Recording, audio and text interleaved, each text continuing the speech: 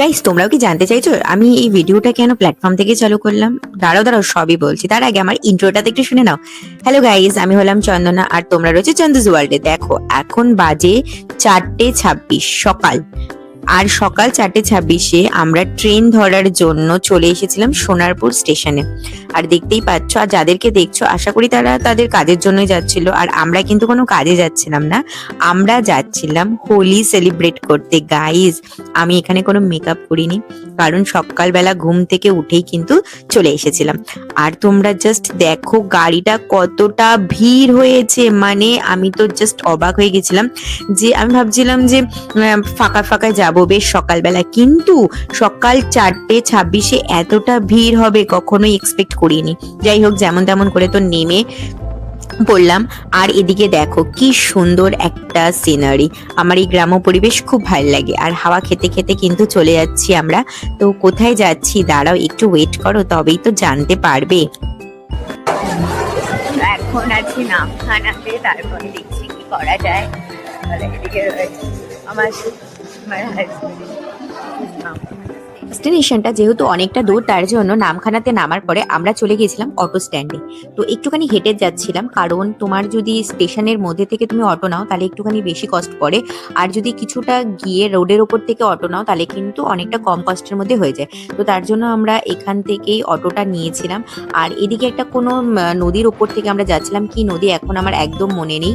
তো তারপরে এখানে আমরা উঠে গেছিলাম, যে নদীতে পার হয় না যে নৌকোগুলো থাকে, নৌকো না ঠিক, এটা কি বলে না ওগুলোকে, লঞ্চও না, সামথিং কিছু একটা বলে, যাই হোক আমি জানি না। তো সেটা করে আমরা সবাই মিলে এই জিনিসটা যেটা আপনারা দেখতে পাচ্ছেন করে আমরা এই নদীটাকে পার হলাম। জায়গাটা খুবই সুন্দর, জায়গাটা কি বলবো তোমাদেরকে, খুব একটা পিস জায়গা। শুধুমাত্র তোমার নদী পার হলেই চলবে না, ওখান থেকে আমাদেরকে আবার টোটো নিতে হয়েছিল।